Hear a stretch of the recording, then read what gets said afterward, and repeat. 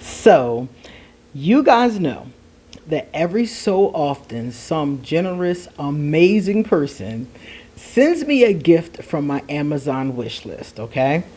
And today is one such occasion. This beautiful butterfly ear cuff came from one of you. And I am eternally grateful because I think it's so cute. When I was a young girl, we used to wear, two different earrings. So it kind of brought me back to the 80s. And I'm like, oh yeah, I am dirty dancing, okay? The problem is that every so often when this occurs, customs, don't get me started on customs. I don't understand how they don't catch any of the stuff they're supposed to catch, but we ain't gonna go there. Customs loses the little piece of paper, which is like that big, that Amazon sends with your purchase to let you know who gave you the gift. So this one came without a piece of paper, so I don't know who sent it. So if it was you, please let me know in the comment section because I want to say thank you. Thank you so much. I wanted this so bad and I put it on my list like forever ago and forgot about it. And my best friend in Philadelphia has one too. So when I go back to Philadelphia, we can sport them at the club. So thank you. So, all right, guys, let's get started. I'm going to do our introduction. And then I have a really fun video. I have been waiting to do this for 2 weeks. I am so excited about this one. So let me get started. I am QueenAusetHeru. And thank you for joining me for another wonderful edition of Ask an Aquarius. If you haven't already, please hit the red subscribe button and smack the bell. Also, if you like this video, please give it a thumbs up and pass it on to anybody and everybody that you've ever met in your entire life. Give it to all of them, okay?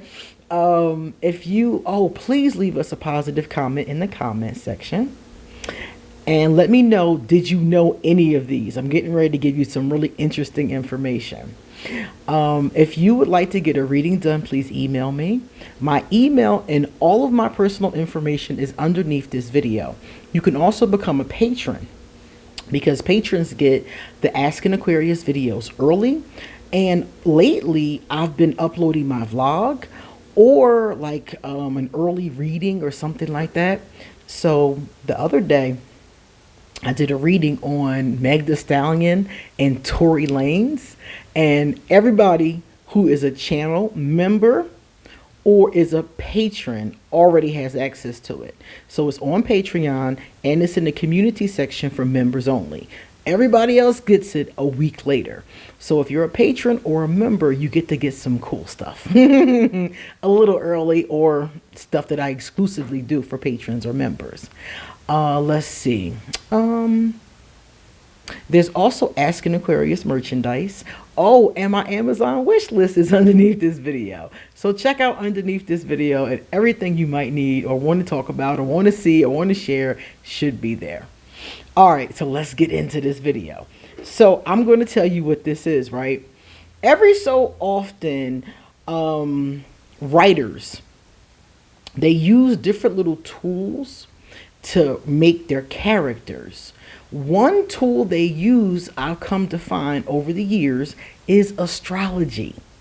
So any of you out there who are, if you're a writer and you never thought of that, astrology is a really fun way to create your characters. So a lot of writers already utilize this trick. What they do is they decide on a zodiac sign for their new character. So for example, let's say I want to write a vampire book, which I actually do, and my main character is an Aquarius. Okay, now that gives me some meat. What does she act like? Well, she would be independent. She might be balanced with her masculine and feminine side. She probably would be lots of fun. And if she was a February Aquarius, she might be kind of quirky and eccentric, you know. So writers use this to shape some of their characters. So, and they use some other methods too that I've come to find, such as using tarot cards, which is really interesting. But anyway, a lot of them use this method. So when they use this zodiac method, they give their character a birthday. Okay? So a week or so ago, I found 8 fictional characters that are Aquarius. And I was like, oh my goodness, this is so cool. Okay? So I wanted to tell you about it because some of your favorite characters might be on this list. And I did them in the order of the ones that surprised me the least. Like, I could tell they were Aquarius. It was so obvious, okay? And number 2 and 1, I was shocked. I couldn't believe they were Aquarius. Now that I know, it does make sense, and it might make sense to you too. But I was like, oh. So I put them at the end of the video. So you have to watch the most common ones that you're going to be like, yeah, first. And then the ones that shocked me. The ones I wouldn't want to be in a room alone with. I grew up with an Aquarius like this. She wasn't exactly this bad. At least I don't think so.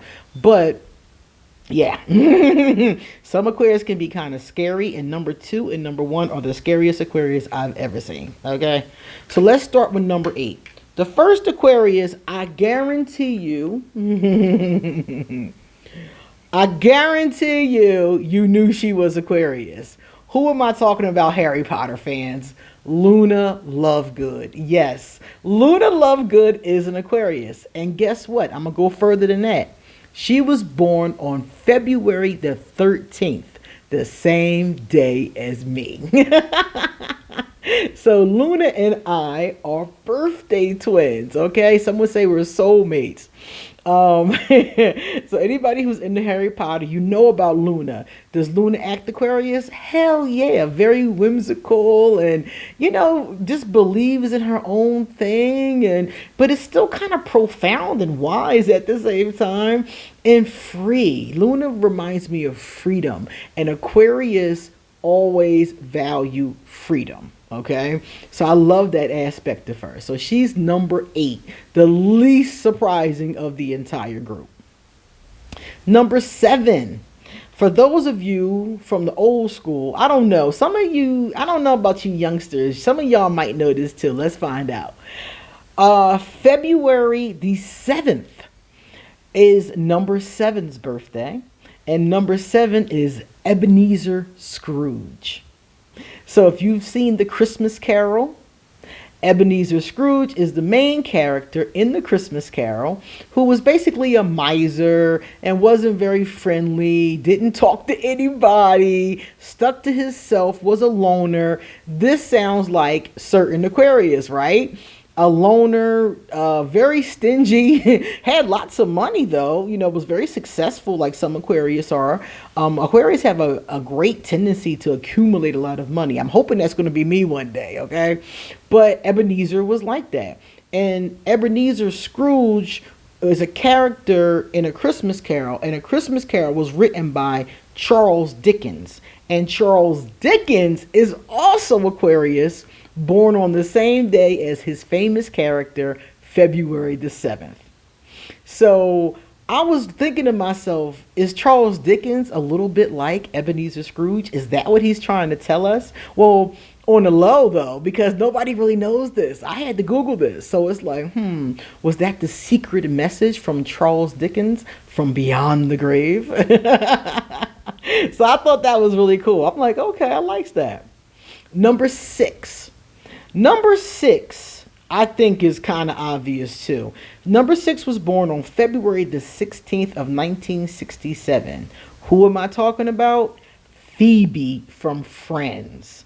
Now, mind you, I'm not a Friends I'm not a Friends fan. The only reason that I'm not a Friends fan was because I just didn't find it to be funny, first and foremost. And I found it to be very unrealistic. Who goes to New York City and doesn't see any people of color? That doesn't make sense. I hung in New York City. I would go up there all the time to Brooklyn and different places for parties and stuff like that, mostly Brooklyn. And I always saw a plethora of diversity. I saw Hasidic Jews, Dominicans, Puerto Ricans, African Americans, Italian. I saw everything. Every country of the world is represented in New York. So to watch Friends and there's nobody there in the coffee shop or walking down the street or in the building that is of color is weird to me. No diversity at all was weird to me. I noticed that on other movies and TV shows too. Strange, very strange, especially for New York City. So I was never really a Friends fan, but I do know about Phoebe because I've seen all kinds of clips about Phoebe on YouTube.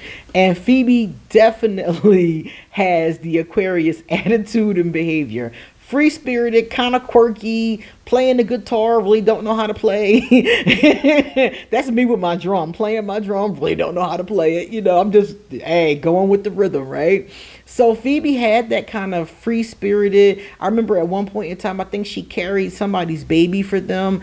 Very humanitarian kind of thing to do. So Phoebe to me is another obvious Aquarius, you know, just a different type. You see how Aquarius can go from that quirky fun type to that miserly mean type? You know, there's a polar opposites here, and definitely Phoebe is on that quirky fun kind of type. Okay.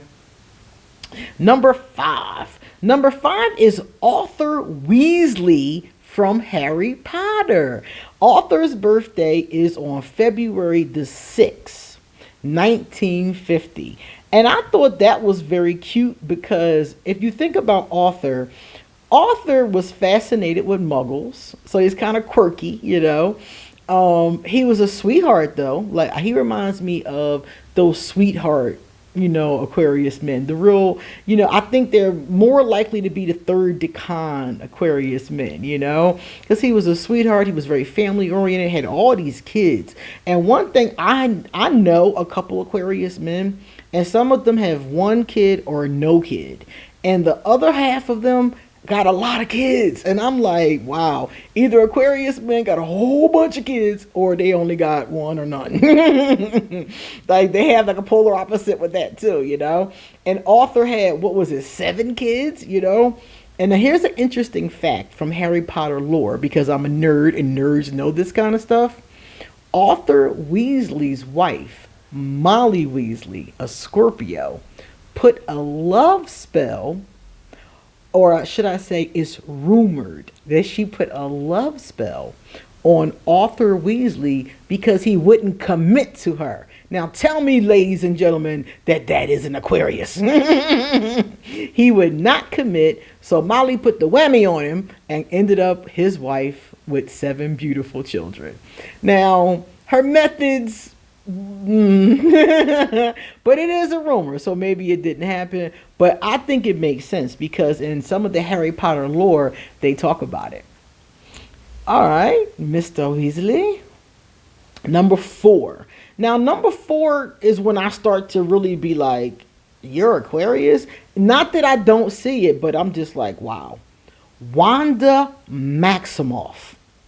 For those of you who are into Marvel, because I'm a Marvel head. I'm not a DC girl. I love you, DC. I love you, DC people, because Aquaman is so cool. But it's just not my thing. I'm more of a Marvel person. I like the pace of Marvel, the jokes of Marvel. I just like it, you know. But no disrespect to my DC subscribers. But Wanda Maximoff is the Scarlet Witch. Okay? And the Scarlet Witch is born on February the 10th of 1990. Now I'm not surprised she's Aquarius. I'm gonna tell you why not. I didn't notice this from watching it. She wasn't goofy or anything like that. She would be on the other side of the spectrum. And the thing about her that I noticed was that her feelings were so intense.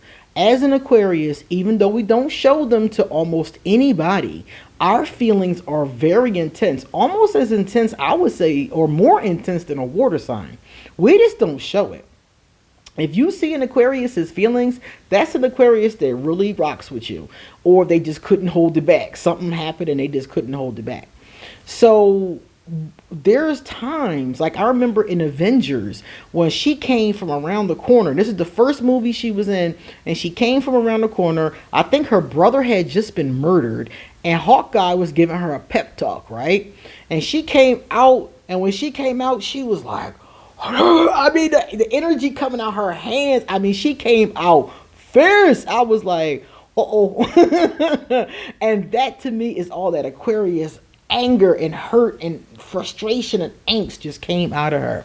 So when they said that she was Aquarius, I'm like, okay, I can see that. Also, she's very intelligent. Aquarius are often very smart. And if you watched WandaVision, which is on Disney Plus, one of my favorite shows, Loki is my favorite one, but this is my second favorite. If you watch WandaVision, you'll see that same agony. You know, she loses everybody in her life. Her mom, her dad, her brother, Vision, her fake kids. She lost everything. She never seems to hang on to people. They always die. So I thought it was very interesting. If you watch WandaVision, you see her going through that angst and that frustration. Her emotions get so explosive that it creates an entire world and takes over. Okay, and that to me is what it feels like when I was a young girl going through an emotional episode that I couldn't control, you know, and burn down the whole damn town, you know. Also, we look at, I love her so much. She studies magic, and a lot of Aquarius study magic or some form of like new age, which seriously, new age stuff is really just ancient stuff regurgitated, seriously. So when they say new age, it's really not even new. But Wanda studies that, and she's really good at it. If you see her in the Multiverse of Madness, as you can see, I watch a lot of this stuff, right? But if you watch the Multiverse of Madness, Wanda is perfected, like dark magic, you know, at that point. And she starts off with just like, you know, some normal old magic, and she ends up being one of the most powerful entities in the MCU. So for her to be Aquarius, we usually know our stuff. We're usually experts in our field. So I'm like, okay, I got you, Wanda. So yeah, Wanda Maximoff is a February Aquarius. And also remember, I talked about how the ones on that side of the spectrum aren't like very like friendly. They kind of like stay to themselves. They might be friendly when they see you, but they're kind of like a loner is the word that comes to mind. And in the Multiverse of Madness and in WandaVision, she's definitely a loner. If she has a friend, it's Vision. And that's really it. So she has that energy too. So it wasn't surprising that she's an Aquarius, but I was just like, wow, I never thought of it until I really sat and looked at her character. Number 3, Bonnie Bennett from the Vampire Diaries was born on February the 5th of 1993. Now, she was a little surprising to me. Again, she studies magic. She's a very profound witch. Not at first. At first, she doesn't know what she's doing, and then she grows and grows and grows through knowledge. Very Aquarius, studying, doing what she got to do. Her emotions even got so out of control at one point that I think one of her lovers, this is towards the end of the series, but one of her lovers dies, and I mean, like, Bonnie was like so grief stricken. She can see spirits, you know. So Bonnie is a real interesting character. And she does have those Aquarius things going on, but her personality wasn't quirky or eccentric or strange or mean. And that's the thing that threw me off, because Bonnie's personality is really, she's kind. I mean, she's really kind and everything, but she doesn't, I would like to see her have more eccentric, you know, since she is a witch, let's see her clothes reflect that, or let's see her attitude or something. I just felt like they could have did a little bit more to let the audience know that she was Aquarius in that kind of way. So I don't know, maybe the writer didn't think that far about it, but the magic aspect, that does fit. The studying aspect fits. She's always humanitarian, good to her friends. That aspect fits. You know, so some of those romantic. Bonnie's a hopeless romantic. That aspect fits. So all those things fit. So I'm like, okay. Wanda Maximoff is a hopeless romantic too. The world that she created was all from, like, you know, the old days when, you know, Leave It to Beaver was on TV, you know. All right, now we're down to the last two. Now, I told you these two really shocked me, and some of you are going to be really shocked as well. Number 2's birthday is February the 1st, 1971, and his name is Dexter Morgan. Any of you who watch this show, Dexter, and maybe you never heard of Dexter, it's worth watching that series. I didn't watch the extension. I watched the original series, but somebody told me they came out with like another season, and I have not watched it. But Dexter's Aquarius. Now, I'm not going to say that I don't see it, because I do see it. I just didn't peep that at first. Okay? I didn't peep it. I watched the whole series. He's really intelligent. Here we go again. But Dexter is very principled. He got the nerve to be a serial killer. How are you a principled serial killer? Very Aquarius. The contradiction aspect. The intelligence aspect. And he is a humanitarianness, because he only kills people who harm other people. I'm like, you know what? That's some Aquarius shit. So yes, I do see it now that they've pointed it out to me. But he's a serial. I don't want no. Can't we just? Can't he be a Virgo? I would rather he be a Virgo. But okay, whatever. So I do see it, yes, but I'm not exactly thrilled with that. All right. But Dexter, everybody liked Dexter, except for the people that can see through him, you know, but most people, I would say, like Dexter. And I think that Dexter was very Aquarius in the fact that he was a loner. Now, he did have one child. He did have a tendency to have a lot of romances too. Dexter was a cutie pie. But like I said before, they never really worked out. He never really committed to anyone. He would commit. Well, I think he even got married at one point. But hey, so did I. That doesn't mean we're going to stay with that person. So yes, he did, you know, try. But you're a serial killer. It's hard to have a family and a wife when you're a serial killer. So Dexter Morgan is number 2. Okay. Now, number one is not only a shock, and do I see it? Yeah, he would be on this end of the spectrum with the mean, the mean loner Aquariuses. But the fact that he's Aquarius, like, just like hit me in the heart, right? He's the only January Aquarius on our list. I often overlook January Aquarius, not on purpose, because I got love for him, but sometimes because I hear January, I think Capricorn. But you got to look at the date, obviously, because the last 2 weeks are Aquarius. And this guy is January the 20th of 1933. So when I saw this, I saw him in Silence of the Lambs. I saw him in The Red Dragon. And I saw him in Hannibal Rising. I didn't recognize him as being Aquarius. But he's a January Aquarius. Hannibal fucking Lecter. Okay? That's why it tripped me out, y'all. Come on. Hannibal Lecter is Aquarius. A January Aquarius? I was like, it fits. It does fit. Watch Hannibal Rising and you'll see how much it fits. Because he has that intelligence, expert in his field, hopeless romantic music, and likes romantic books and talks very poetically and things like that. But he's a freaking serial killer, and not just a serial killer, a cannibal. Hannibal the Cannibal Lecter is Aquarius. And I was like, oh, come on, y'all. Y'all couldn't have made him Capricorn. Come on. But yes, and I can see it. He also had an affair with his aunt.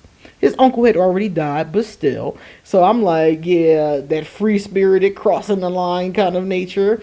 And a great deal of emotion when he was younger. But it didn't come out as crying. It came out as anger. First, it didn't even come out. So first was the repression and suppression and Aquarius shit. And then as he got older into his teen years, and his aunt taught him how to work a sword and drive a motorcycle and do all kinds of other stuff and have a spiritual system, which I was like, okay.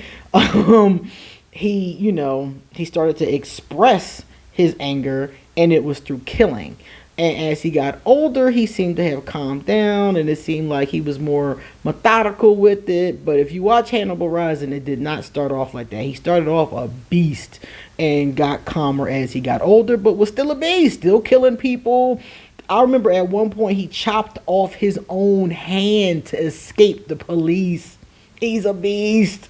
And I'm like, he's Aquarius? Oh my God. I'm like, oh God.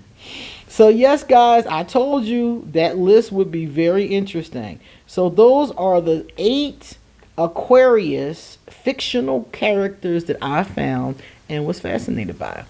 So tell me which one surprised you, or did you know all these? I could have been late to the party because I miss a lot of stuff. I do. All right, guys, it's time for our positive comments. The first one came from Queen Koi. Queen Koi said, blessings. I picked 2, and I cracked up when you said I need to change my perspective. I might think boyfriend is cheating, but he may be planning a surprise. This has happened to me before. That is hysterical. A lot of people have told me that. I remember somebody else told me that their boyfriend was planning them a surprise party, and she knew he was hiding something, and she was so upset about it, and she kept on snooping and trying to find out what he was hiding, and she could not find anything, and it was a surprise party. So I mean, that's a good outcome, right? It's a really good outcome. I think it's sweet. Not sweet in the moment, but it's sweet when you find out what it was about. Elijah Meadows. Hey, Elijah. Elijah Meadows said, I pretty much always know how things will turn out in relationships before they happen. And I'm still willing to go for the ride. You know something, Elijah? Whitney Houston said, the ride with you was worth the fall, my friend. And I always think about that when I think about my exes. Because even though I didn't stay with them, even though some of them was not all that great, certain ones, the ride was worth the fall. And I'll be transparent, you know, my Libra. Definitely. One of my Libras, the one I did the poem for last week, the ride with him was worth the fall. That was an amazing ride. At every point of the relationship, if we were fighting, if we weren't fighting, it was worth the ride. It was. So, I mean, think about it. In life, right? What else you going to be doing? You might as well have experiences. Maybe they aren't always lasting. Maybe they aren't always awesome. But you got some good stories for the old folks home. Because I got a lot of stories. I can't wait to tell the nurses my stories. So if you are about, let me see, 40 years younger than me, when you watch this video, I'm 45 right now. So if you're 40 years younger than me, when you watch this video, know that I'm the old lady with all the interesting tattoos and the funny stories, okay? All right, guys, you come back soon because I got so much more to say. You wouldn't believe how much more I have to say. See you later.